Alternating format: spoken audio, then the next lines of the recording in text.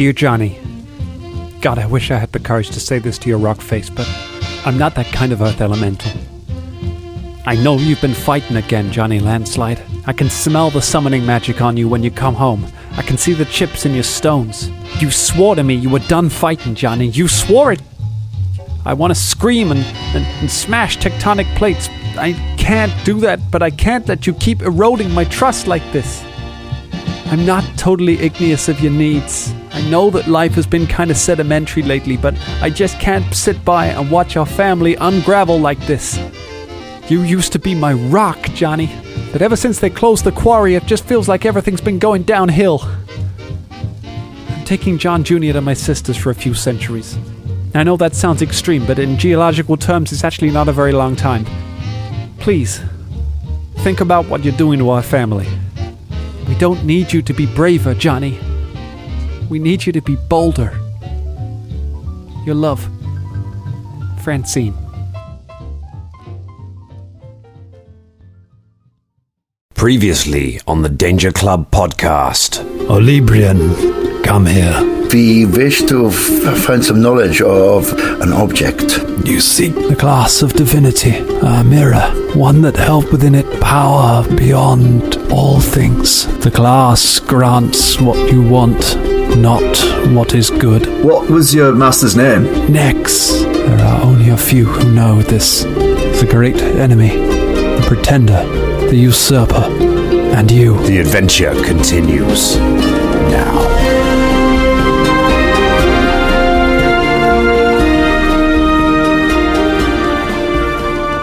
We are rolling. Oh, my name's Johnny Landslide, and I'm here to say I'm the happiest landslide in the USA because I bought war bonds and now I can say that I'm helping out Uncle Sam. Hello, everyone. Welcome to the Danger Club podcast. All morning. Wow. Hooray! Daniel. And who made him American? Yeah, I mean, Yeah. Also, I American mean, as apple pie now. the USA, I mean, can't possibly exist, can it? Can it, or do we have to add that in now as well as the? It's on the elemental plane of Earth. All right, fair enough. So that's where Johnny Landslide comes France, from. that's now that was part of the world. So now France and USA France and USA are now part of Galarian. Yeah. Mm-hmm. Yeah. The entire real world exists, but only on the elemental planes. So at some point, when this show hits the point that we need to go abroad, or go on holiday for an episode. I mean, normally you go to London, but we're kind of in London anyway.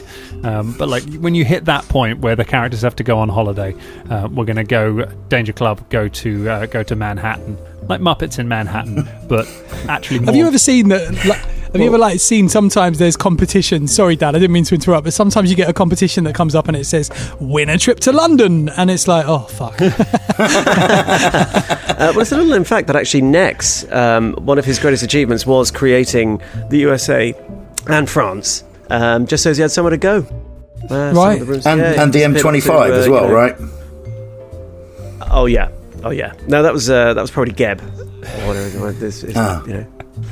Evil. That was the word of demons, wasn't it? Yeah. And that's Yeah. I think that's Pratchett and Gaiman's joke, isn't it? They did that joke in It Omens, is. Yes, didn't they? it is. The M25 result That's the of one. the Devils. Yeah, that's his greatest work. Yeah. And it's just the ring of misery. The ring of misery. That sounds like a cream that sometimes people might need for certain things. Wow, that went to a very specific medicinal place there, Colin. Hey man, I can make my own cuts. There's Cole's pitching for a sponsorship deal from the Ring of Misery. Do you remember they did that actually? I mean, you don't want to make your own cuts in the Ring of Misery, man. That'd be nasty. No, man. Come on. There was actually a commercial, isn't there? There was a commercial for a pile cream, and it used Ring of Fire by Johnny Cash. Oh yeah, I remember that. Back in 2007 or something. I remember my ex pointing it out to me, and I was like, "Geez, yeah, that's bad." That's some powerful marketing. Oh my goodness. Yeah. Drummond, you've done it to us. Yeah, what? You've done it to us again, Drummond. Do you remember 2 years ago, I think 2 years ago, when you made us fall in love with the mad monkeys that you summoned, and then it turned out that you couldn't actually summon them, and we had to forget the magic magic monkeys, the mad magic monkeys, marvelous mad mim, until now, when they finally came back in. We finally got the magic monkeys back, and then 2 weeks ago, you made us fall in love with Johnny Landslide, and then we found out that Johnny Landslide is actually like a 9th level spell or something. Like, you can't cast that until way later. So he's I mean, I didn't use the path builder on that one. I didn't trust my tools. I was just looking up on the computer and I went, that sounds fun. And it was fun, wasn't it? I think, if we all put our hands, into our hearts, do we want to lose Johnny Landslide? Of course not. You can't lose Johnny Landslide, man. It's the power of Johnny Landslide that he can't be contained by mere spell levels. Like, he'll just break those traditions. He's out there. He's like, I'm gonna come out on the battlefield, guys. That's Johnny it. Landslide, he doesn't follow any rules, especially not yours. He doesn't even follow his own rules. Like, it's just a wild card. Forget you, man. I don't want to hear about your rules, man. He might come out and fight the boss. He might come out and tell you to drink more milk and then go back to the plane of existence. That's Johnny Landslide. He's just, who is he? Is an enigma. I mean, I think if you feel that we would put game balance above having a pile of rocks in a leather jacket be part of our world, I think you've been listening to a different podcast for the last 123 episodes. Oh my goodness. Fortunately, it wasn't, because I only looked it up afterwards because I didn't have the stats up. I looked up the stats for the Living Landslide later on, and there was some inherent game balance in there, in that you summoned an incredibly powerful creature that could have completely skewed the combat and ended it in about a turn, and then had it spend its time giving the monster a cuddle from behind and then getting punched in the face. So it actually worked out fine. This is why you see that they have levels for these such things, because if you're not the right level, then you don't know how to fucking use it properly. It's very true. That's my favourite explanation of that. Oh my goodness. So we are in quite a dark place. I thought about whether we should have a content warning on this one, but we've already talked about slicing up the Ring of Fire, so I think we're past that, to be honest. Yeah. We're in the Scriven Borough. We're still in the Scriven Borough. I looked up where we were a year ago in terms of episodes coming out, and you had pretty much just got your hands on the Shard for the first time. So this is a year of real time that the Danger Club have been trying to track down what on earth this thing is that they picked up, that Freyr Axborn was taking back to Razmoran, and now you finally found it out. Is it what you were expecting? Well, I can tell you what, the last year's been shard graft. Have you been sitting on that for like a year, James? A year. I've been cooking that one on the back burner. It's well done, that one. It's very well done. Simmered in its own juices. I was just trying to see if I want to pick up on that. No, juices. We just let that out there. We did. I did. No juice. Ironically, we still talking about juice. We gained the Shard in the game the same year that we lost access to our own Shard in London, and just replacing things from real life that we can no longer do or see. Has anyone ever done the Shard? Has anyone ever been up the Shard and seen that, like, tallest building in the UK? I'll take you up the Shard, Dan. This feels like something you'd have done, Colin. This was like, feel like you would have taught a workshop on delivering bad news to a corporate team within the Shard. That you do these sort of gigs like for big companies. That does sound like something I would do, actually. Do you know what? I've been to the restaurant on like the 42nd floor or something like that, which is still pretty high up. It's pretty crazy, and it's an awesome view. And there was a person playing piano and a jazz singer, and the food was so expensive, like really expensive. But it's nice. That's the halfway up bit, isn't it? Yeah. There's interest in at the place that we all worked at that we don't talk about, but we do obviously talk about. We were working there before the Shard was actually built, wasn't it? And I have this very vivid memory of some of you guys know these people. My good friends Alexis and Lydia. They used to play a game called Shag or Shard, which is there's a bit like sort of marry whatever avoid but you either shag them or you get a shard of glass, and so you get the idea. And then when the shard was being built, there were all these signs everywhere going shard, shard, shard, shard. I actually took a picture of it and sent it to Alexis because I was laughing so hard on the way into work about being sharded by the shard. Anyway, good story.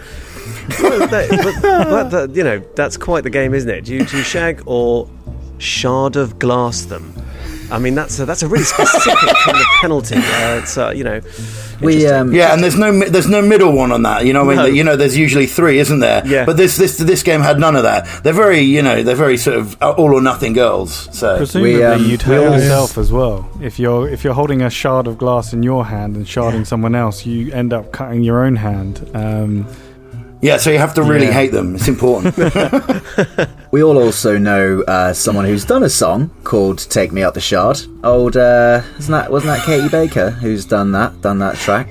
Katie Baker, isn't it? Yeah, really. Thames on the Thames. Take Me Up the Shard. I also have been up the halfway point, Cole, to go up there. The peasants' entrance where they let you up for free before they start making you pay. Yeah. And it's great views. There's lots of very well dressed, very well meaning people slowly following you about, being like, "You alright? You okay? Yeah. What are you doing here? Do you wanna go away? Are you paying? No. Okay. All right. Just checking on you. What you're doing? Okay. All right." It's that kind of hospitality shush, isn't it? It's just sort of like, shush, shush, shush, off you go. There we go. Now that sounds like a job we've all done. Do you know what I mean? We've had to be that person in a job, and it sucks being that person. Be nice to those people. They don't want to do it. It's true. Goodness. True that. So it's I love how these preambles are pretty much just it's basically fishing, hoping that one day you catch a weird story from Drummond. That's that's so much of what these are. Shag or shard did not disappoint. But what will you end up doing in the Scrivenborough? Will you end up shagging or will you end up sharding? Oh, I'm disappointed with myself. I reckon it's going to be all about the shards. Neither. I mean, I came here for a book. And we got a creepy old man, and I frankly don't feel I want to shag or shard. Check something. Also, I wanted to check something about that. He was killed and we were given his skin. Is that right? Correct. Yes. Right. Just checking that's what happened. I thought that was what happened, but then I was like, did that really happen? And so I thought I'd check if that's what happened, and I was correct. That was what happened. So also, thanks, Dan, kudos to you because this was brilliant. When we first went to get the book, you went, so you've discussed your payment, and then we moved on to something else. And so you were going to give us the option to talk about the payment that we needed to give before we got the information. But then we just moved on, and then so now we haven't discussed the payment. So we've got all our information now, and we have to pay. It's like when you go to a restaurant. It's like when you go to the Shard restaurant on the 42nd floor, and you order all the food, and then the bill comes, and you're like, "What's this? I don't remember eating all this food. What the hell?" I thought it was baked in that we weren't finding out what. I thought it was like narratively meant to be suspenseful. That obviously you don't find out what the payment is until afterwards, because obviously it's got to be a bit of a dark surprise. Do you know what I mean? I thought that was the deal. I didn't realise we were given a choice. There's a menu, but everything is market price. Well, yeah. Also, like, if I came in there wanting a book and they presented some scabby old man covered in runes, I mean, I'd want my money back. I'd be like, now hang on a second, how am I supposed to read that on the train? Jesus, I'll get him out, and we're like, oh God, what? I'm so sorry, but I'll finish with it real quick, and I'm going to give it to a charity shop. So don't worry. This has become us actually being in the Shard now, hasn't it? If we're not imagining like the Scrivenborough as if we are actually in the Shard, then that's the art, I think, isn't it? Felder is already preparing the Karen defense to get out of the Scrivenborough. Just going to ask to speak to them. I mean, I can, without trying to spoil too much, I can tell you, do not ask to see the manager in the Scrivenborough, in the Library of Abraxas. No. That will not go well. Yeah. That's like asking to see the manager of the Shard. It's never going to happen. And if it does, they'll be cross. They'll be really cross with you. So the manager in the Shard is very, very, very, very, very high up, and the manager of the Scrivenborough is presumably very, very, very deep down below. It's true. I hear they do share the penchant for flaying, though. So be careful. Make sure you do pay for your restaurant bill, or it's lit to the skin off your back. If you zoom in on the top of the Shard, actually, it's just there, like in Game of Thrones. There's just little skin hanging up on between the things of them. They replace it every day. very Interesting fact. I thought they were jaunty Tibetan banners, but it turns out no, not at all. It's people who didn't pay for the viewing gallery. Interesting fact: the Scrivenborough is as deep down as the Shard is high. Yeah. Yeah, it's like when Lucifer got yeeted from heaven, and he landed in the planet, and then he collapsed so much of the ground that it formed the 7 rings of hell. Well known fact, that one about the devil and Satan and stuff. Big fan. You learn so much. You learn so much on this show. I'll tell you what I've learned. I had no idea what yeet meant when Scott started saying on this show. I just kept making you roll athletics checks and hoping I'd work it out at some point. Yeah, that is correct. Yeah. If you want to eat something, it's an athletics. That is peak youthful patois right there, the old yeet. So yeah. It's been around for about 6 years. Yeah, that's what I mean. Peak youthful patois. That's, very youthful, exactly. All right, let's do this. So, you are in the Scrivenborough. You are in the depths of it. You're in this very, very dark room. There doesn't appear to be kind of walls. There doesn't appear to be edges to it. There's just you standing in what seems to be a dark void alongside this flayed skin which has landed in front of you, and this figure in yellow robes who's standing before you, who you've not seen any of the features of. All of you are standing there except for Fulton, who is continuously running across the back of this shop off into the darkness and then reappearing out of the darkness on the other side, and just keeping going. Fulton's constitution score is huge, isn't it, Ross? Yeah. So it's pretty big. He can keep doing that pretty for big. age. Like, he's not even out of breath yet. Unless he pulls that fumble cover, he gets winded. So the thing lands on the floor, and the robed figure turns to you all and says, "Let us discuss your payment.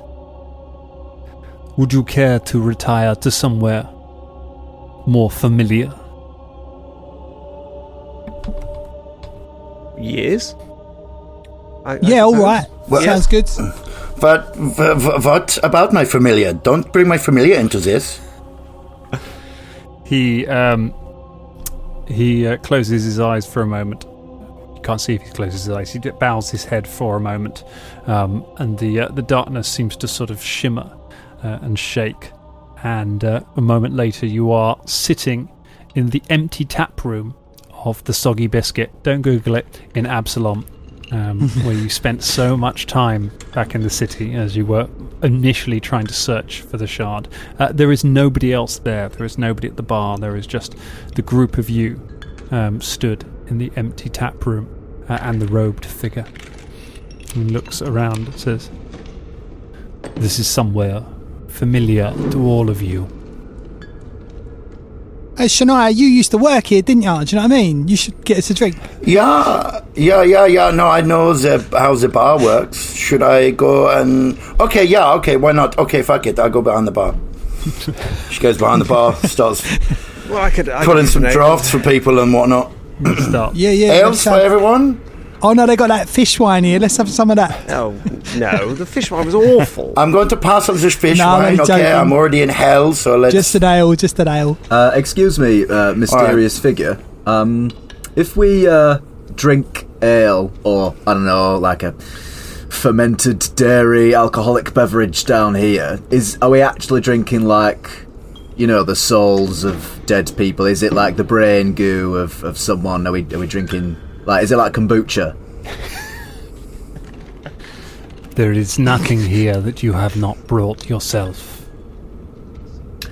I mean like it's a figment of. It's from your mind. It's not pee. That's not what I'm. Okay, all right. I was about to back out on that then. Good. Okay, so it's just like mind beer. Okay, so I'm just going to yeet a couple of these out. Here you go. Well, that's good youthful patois there, Shania. Yeah. I mean, you have to. Oh, thanks that's very not much. a yeeting. You have to commit to an overhand if you're going to yeet it, Shania. Really? Okay, are you sure? Okay. Yeah, and then you have to go. There we go. I yeeted that one. Yeet.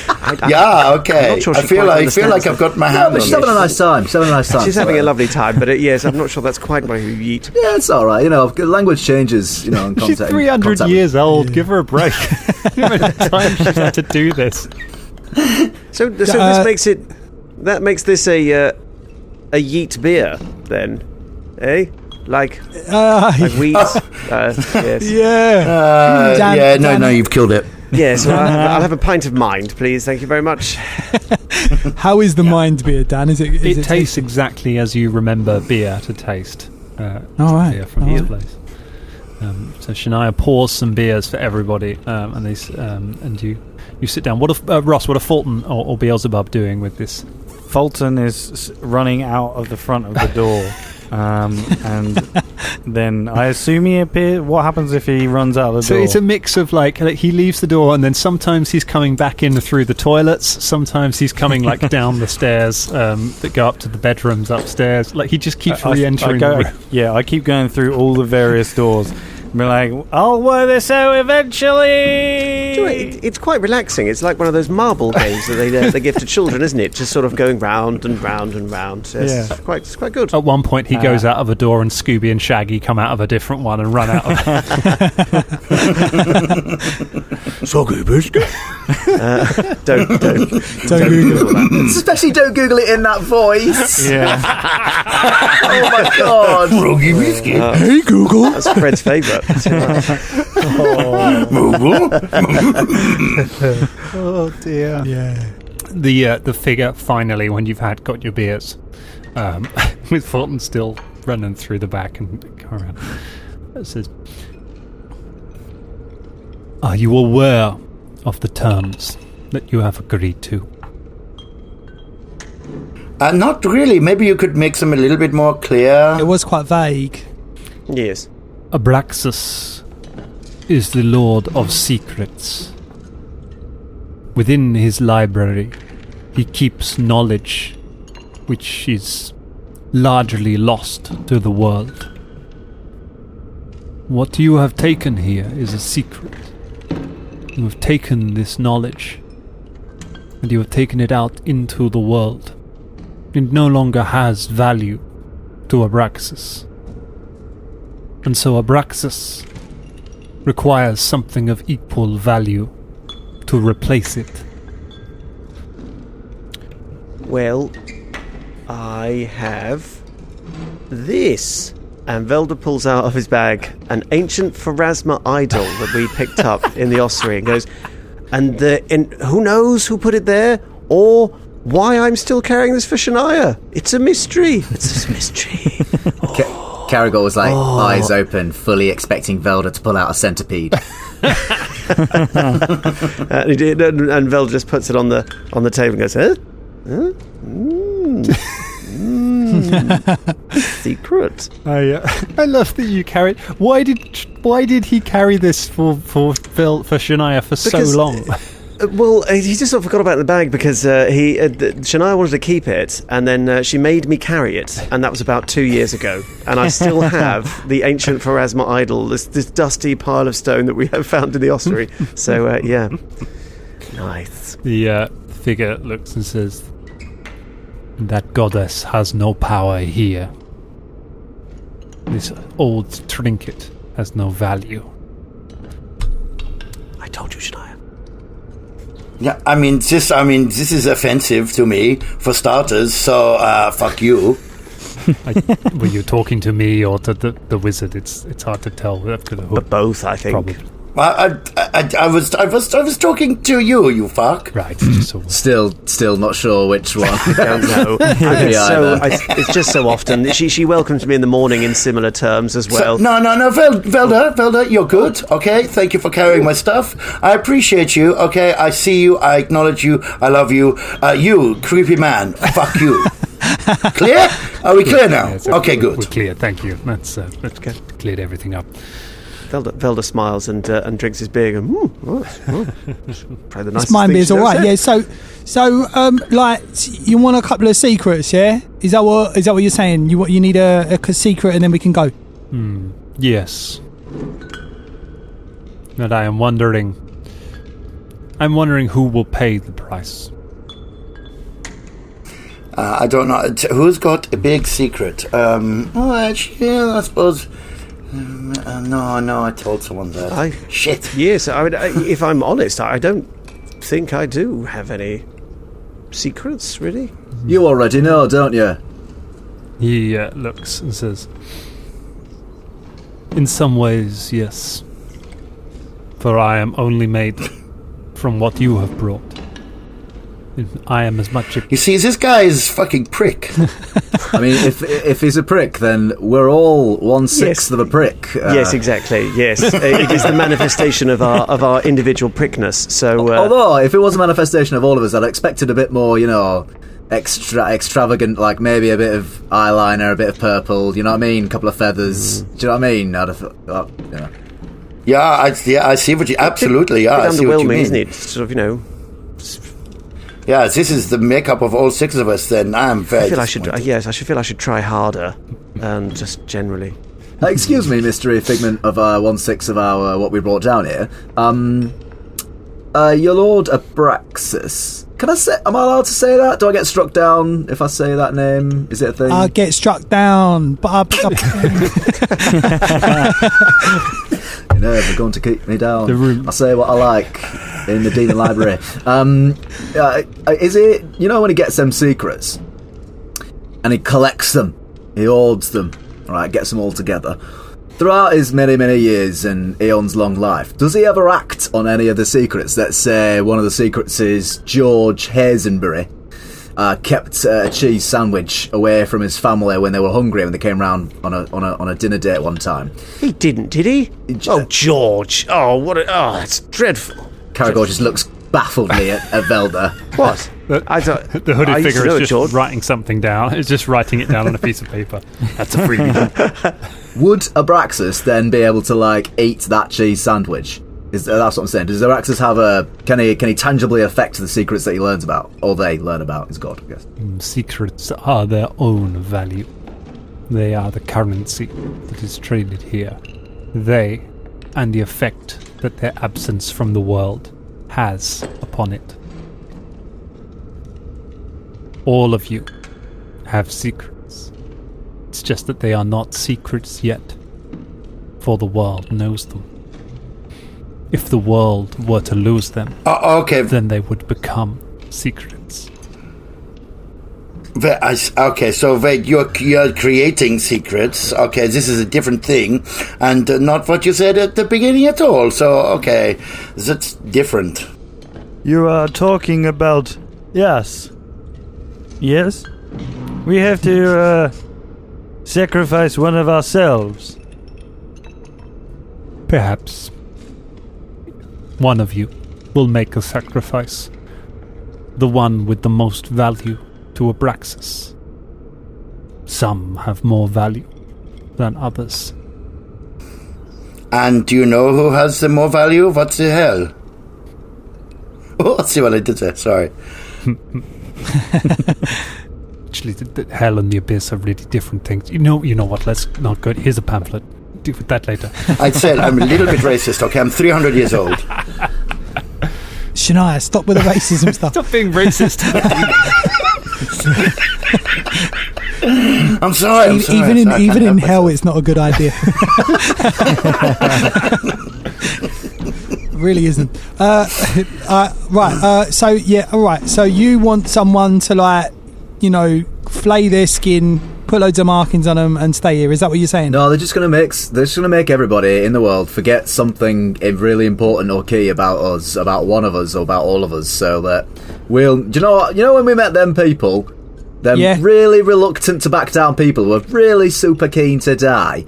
That's those siblings, and they said they couldn't remember who they were looking for. They're going to take a thing out of our minds and then out of the world's minds, and then, do you know what I mean? That's what it'll be. But I'm really interested to learn who you think is the secret, or Abraxas as the secret is worthwhile. See a little chart of that. That'd be great. That'd be really interesting to see. Are you a speculator then? Do you do prospecting in that? Are you trying to suss us out, price-wise?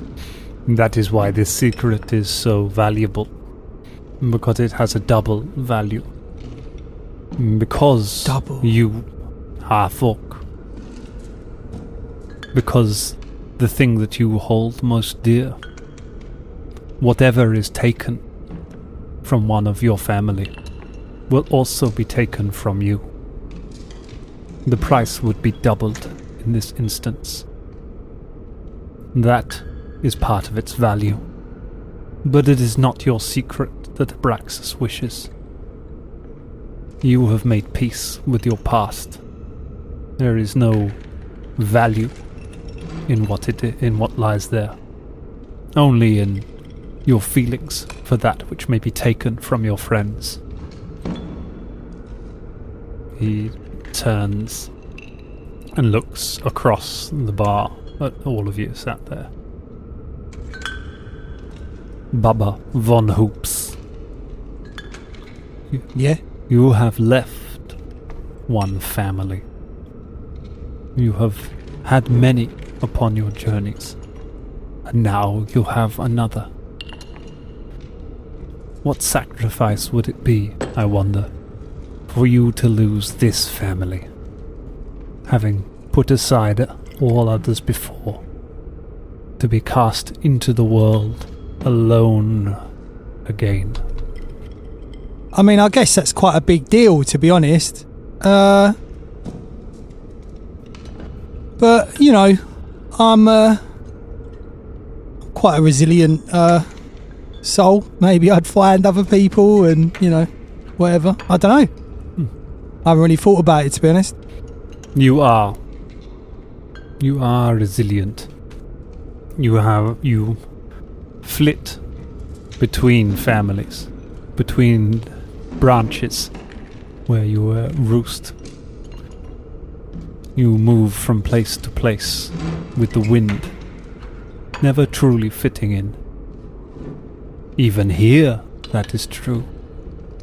Did you not notice that? A lot of bird stuff going on there, but yeah, carry on. Did you? I see. You know, don't give me that. You Sorry. bring up all this hell bullshit.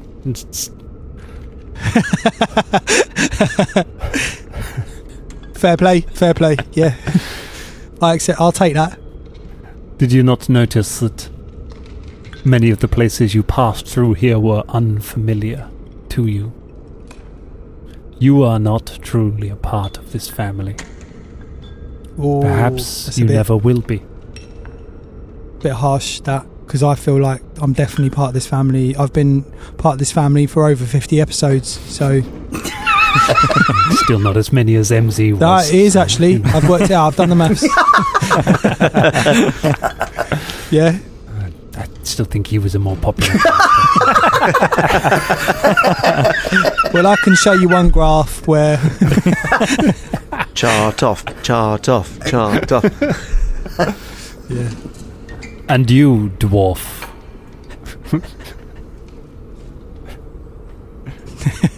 You have lost so much already. Lost so many members of your family. And each one has changed you. You feel it within yourself. How much more can you lose before you are little more than the demons from this library? All who are here were like you once.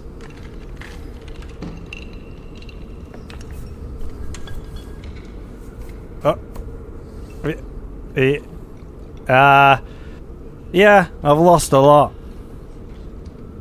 But I'm never gonna turn into a demon. Especially in this library, it's fucked up. How'd you even apply for a position here? Anyway, is there some sort of like CV that you have to give to a demon? I bet it's one of them. They never disclose the pay either. They never disclose that first up. So is there like a union as well for the demons? There's an internship program. It's pretty much about who your dad is. Well, I won't be joining. I'm just gonna find a way out of here. Wait, does this mean that the demons are just the Conservative Party? We're actually in the Bullington Club. Yeah, right. All Conservatives out there, keep listening. We love you. Tweet us, Conservatives. Yeah, actually don't. No, do. Why the fuck not? He continues to look across you, looks down at Philippe. Philippe nods and goes, "Sup?" Moves on to turns to Velda. You Sylph. You understand the price more than the others. You have from the very beginning. You are the one who knew from the start that you would have to pay. You have felt the fear longer than any. Did you suspect that it may have to be you that pays? Well, I might not know everything in the world, but I do know that when dealing with demons, you can be rather tricksy, for want of a better word. So, well, it behooves oneself to prepare for all eventualities. But I must say my fear was conquered mostly by my curiosity, and to see what would transpire. But yes, I'm afraid. Have been for some time, but well, no change there. You are right to be afraid. There is no trickery here. There is only truth. The truth that exists, and the truth that is removed from the world. There are many things that we could take from you, wizard. We could take the memory of him. We could take that letter that you carry. Take the knowledge that you were once loved, and leave you with only the knowledge that you may never be again. You could leave a void within you that would never be whole again. He lingers, staring at you for a moment. And then, somewhere in the distance, you hear the sound of a baby crying, and the sound of water washing against a beach. But it would not be you who pays. He turns to Shania. You, Dark Elf, who fights against the world, who seeks one thing above all others, who seeks to connect the present to the past that you carry. We know what you seek. You seek his face as it is now, so you can rejoin it to his face as it was then, in the moments that you had with him. The lapping of water continues, and you look down below all of you and you see that you're on a sandy beach somewhere in the darkness. And this is not something you can take from me. You knew when you came here that there would be a price. You knew that it would be something one of you would have to pay, and it would have to be something of great value. There I can see very little of greater value here than the memory that you carry. You look down, Shania, and you see you have a bundle in your hands. It is wrapped up so that you can't see its face. And the figure takes a step towards you. Back off. Back off right now. You made the bargain when you stepped in here. A secret for a secret. Knowledge for knowledge. A truth that can be removed from the world. Yeah, perhaps you can remove the knowledge from the world, but you cannot remove it from my heart. So I say once again, fuck you! Takes another step towards you. This is... There is nothing else of value. The Tengu, the Sylph, the half-orc, the dwarf, they have nothing to offer Abraxas must be paid. Reaches one of its hands towards you, and the rest of you can just sort of feel yourselves getting a little further away from the two of them as they're standing there, as if the beach is sort of stretching out between you. Beelzebub runs in between. I was going to say Caragor would try and run forward anyway. I don't know what effect that would have. Yeah. And Shania will hold on to the baby Khazar and turn from him. The figure stops, and so Caragor, you kind of get up and run, but the distance seems to kind of stretch between all of you as you run towards it. But Beelzebub makes it through, forgotten as he was. He steps in between. The figure stares at Beelzebub, says, You are not part of this family. You are an outsider.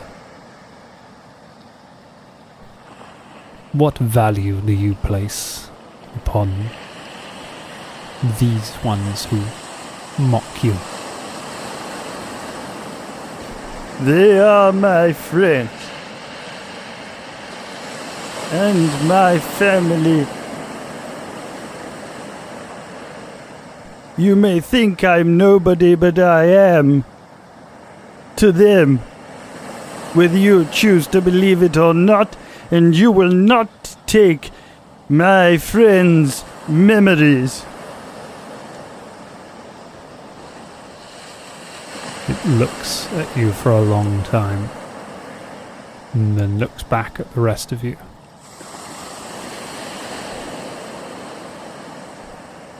There is something in you, Beelzebub Bigsby the Third, that was not before. Something that is different, awakened in you because of these others. Tell me, what would you give for your friends? Beelzebub looks at Shania and the rags and the bundle that she's holding, looks at the friends and looks at Jam Jam, who's by Beelzebub's feet, looks the demon directly in the eye and says, "My life." The figure starts to laugh. Beelzebub Bigsby the Third. It is not your life as it is that Abraxas wishes.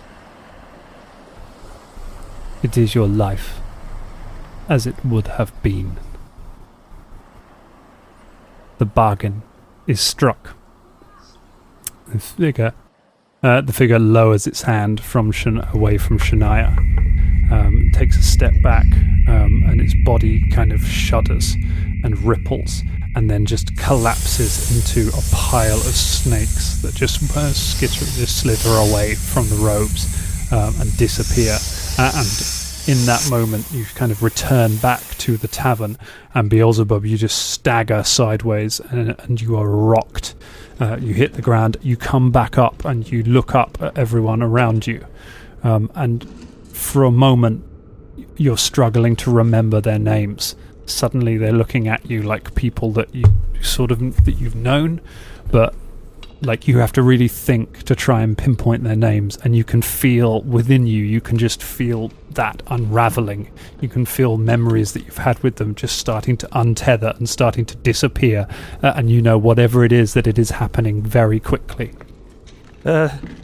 Beelzebub? My friend, I'm losing my memories. I haven't much time.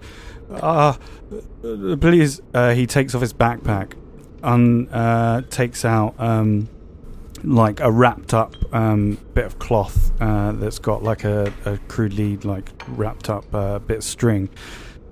Please give this letter to Jam, and I wanted to say that the times I think that I've spent with you, that you have shown me that I have it in me, and that I am popular, and that I don't need to lie anymore. You have shown me more than I could ever imagine in these past weeks.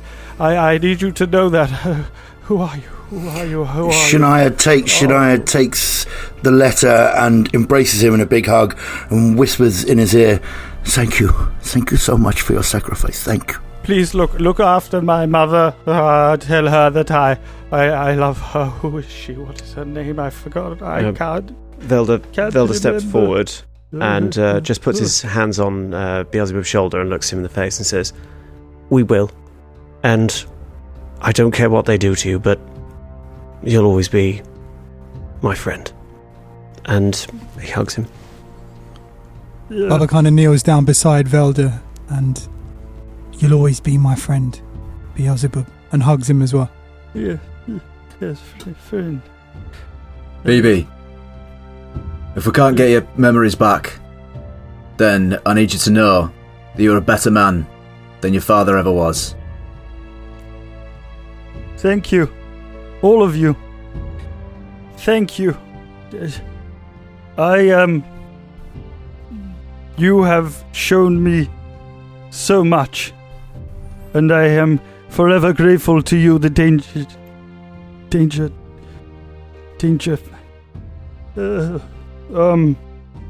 Yes. Thank you, Kara. And you, I can't remember. I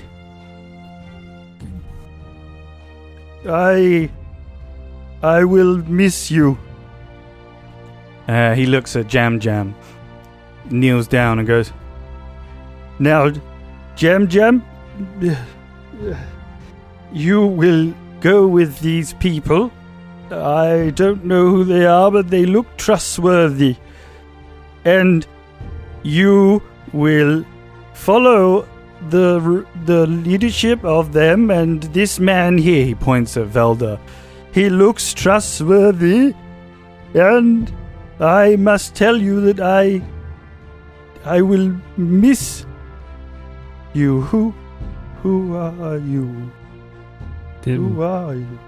Jam stretches out his tiny hand up to Beelzebub and just says, I know your face, but... And he just sort of stretches his hand out for yours, and you reach for it. And a moment later, Beelzebub, you're hit by a great shove. You're in the streets of Quantium, and somebody has just grabbed you from behind, pulled you backwards. You land with a splash in the mud as you realise that you almost stepped out in front of a wagon. You remember having a horrible row with your father this morning. You can't remember what it was about. He was furious and he threw you out of the house, and you just don't know how you're going to make amends for it, and you've just been stuck in your own thoughts for this moment. And you stumble backwards and just fall into the mud, and you hear people around you laughing as you try and pick yourself up out of the dirt. You kind of pick yourself up and just look around the huge streets of Quantium as you stand in them completely alone. The rest of the Danger Club. The darkness seems to fade for a moment, and you find yourselves back in the Pathfinder lodge where you've been staying. You're in the same position, so you're all kind of gathered together, arms around each other. But someone is missing. But for the life of you, all of you cannot think who it is. There needs to be some And that's some pretty creative role-playing, some character work from everyone here. Because what has happened is Beelzebub has been removed from your memories. You know that there was someone that you knew. You know that somebody went with you into the Scriven Borough. And you know that they didn't leave. But in terms of who they were, the details of them, it's just empty. It's just gone. And it's not like kind of there's a trail of breadcrumbs to follow to find them. You know, it's not like you think of them and you kind of remember some bit. As far as you're concerned, in one sense you never met them, but in another sense you feel their absence. You know that somebody was taken from you there in the Scriven Borough. Somebody of equal value to any of the people sat around with you here. And you're left sitting there with that feeling. Well, so yeah, the back. So we got what we got what we needed, right? Yes, the price Oh, God. the price has been paid. For the life of me, I For can't. a moment, I thought that I was going to lose him, but he's still here. So how can that be? There was I don't understand. something happened. Someone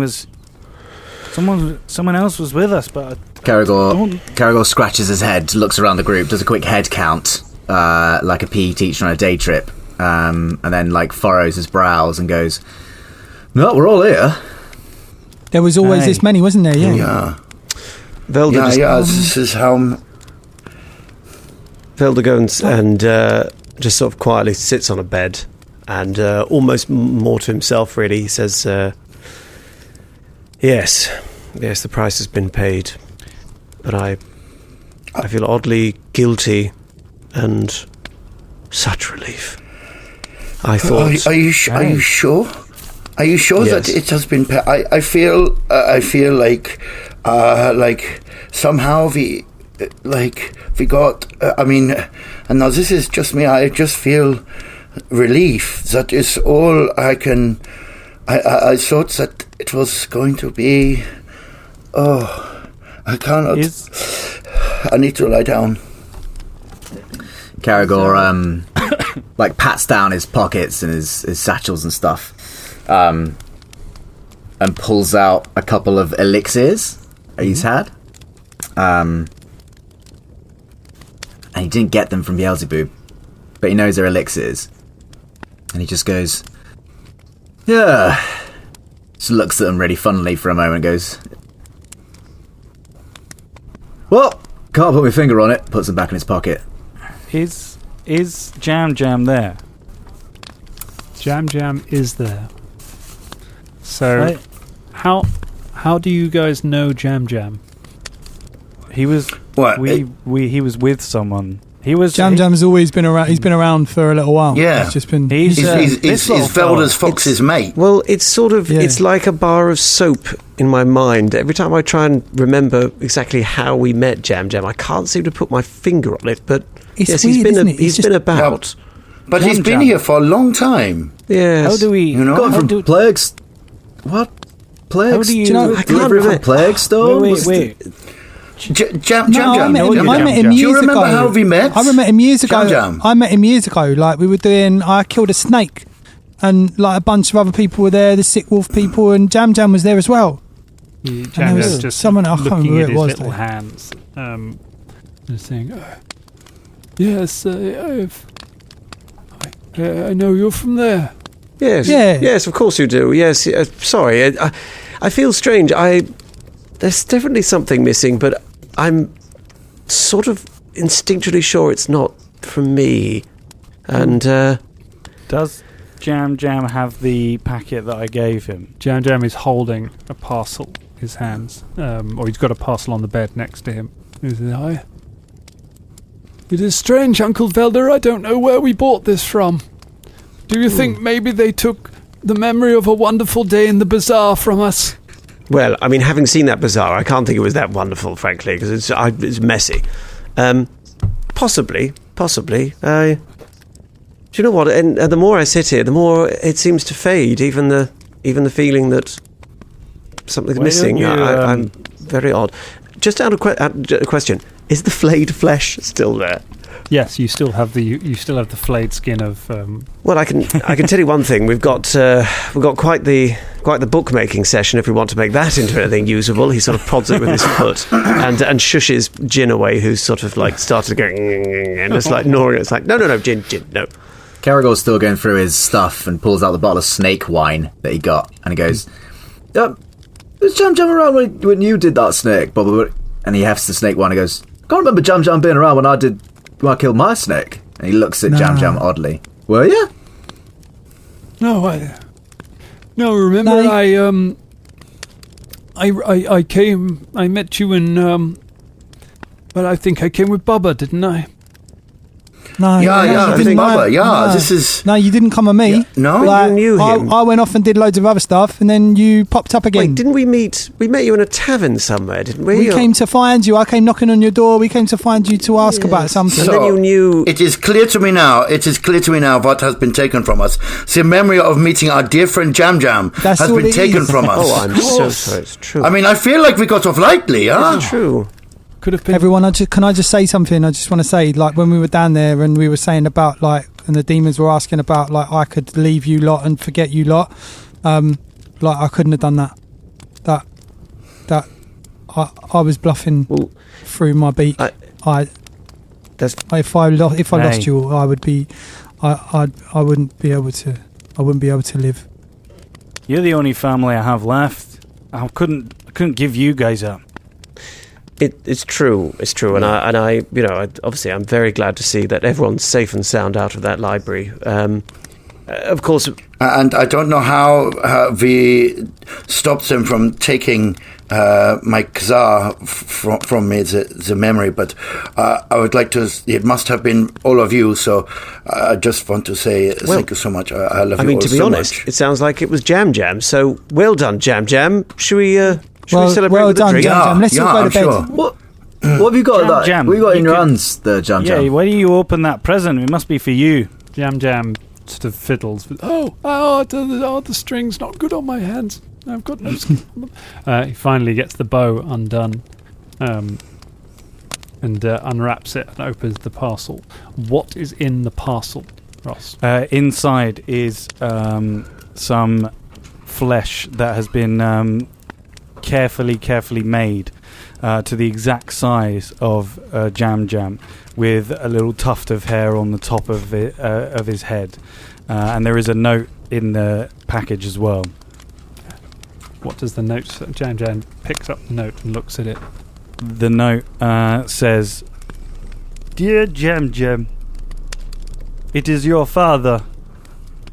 I wanted to tell you I never was able to create you in the best way I could, but I've been working on this ever since I've plucked up the courage to stand up to my father, and I thank the Danger Club for that. I've made you this skin so that you can walk around without being in pain. If only I could have created a better version and worked on you more, but this will have to do for now. Enjoy your new family. You have made me the proudest father that I have ever been in the world. Take care, Jam Jam. Your loving father, Beelzebub." Jam Jam lowers the letter. Probably delivered to the wrong room, I suppose. Yes, it doesn't ring a bell. Maybe I'll keep it anyway. Who knows? He folds it up. He folds it up and puts it in his pocket, which is part of his flesh, and just goes, I feel like I was created by an idiot. and just falls on the floor and rolls around. Meanwhile, Beelzebub, you arrive home. And as you arrive there, your father who stood in the doorway. Beelzebub, I knew you would come home. Yes, I had a weird dream. Yeah, I ended up anyway. I'm back now. Whatever it is, I'm sure there were some harsh words exchanged. You best get inside. You've got a lot of planning to do about the future of the Archlords of Nyx. Yes, Father. And he waves you in, looks around, and then closes the door. And that is where we leave it for tonight. Ooh. Yeah. Crikey. That was so hard to act whilst also forgetting stuff as well. I was It's like, tough, isn't it? bet. It's not an easy one. You're still playing him though, right, Ross? We're just going to have another bit of you being an Archlord of Nyx, right? That's the... no. All flashbacks. Amazing. That episode that you just heard was made possible by our amazing patrons. Specifically this week, Libby Abner. My dear friend Libby, have yourself a Jack Daniels, and most importantly, have yourself a Danger Point. If you would like to join these amazing people and help keep this show going, go to patreon.com/Danger Club Podcast and subscribe for loads of cool, fun things. Help us grow this show. Thanks, Libby.